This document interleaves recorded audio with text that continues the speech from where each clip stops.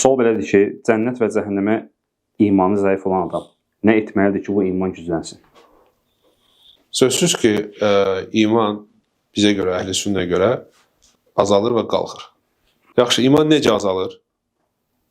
İman günahlarla azalır, xeyir əməllə artır.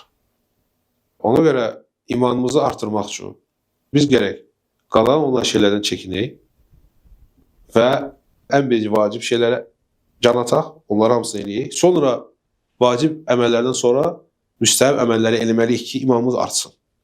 İmanımız artığında da, qardaşlar, cənnətdir, cəhənnəmdir, qiyamət günüdür, hətta Allah subhanahu wa ta'ala mələklərdir. Bunlar hamısı qeybdir.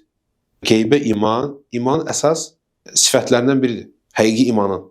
Sən kimsə deyirsən, mən filan şeyi görməsəm inanmaram. Bu artıq burada mömin olmaq lazım deyil. Yəni, nəsə görəndə iman gətirən, o kafirsə görsə neysə inanacaq.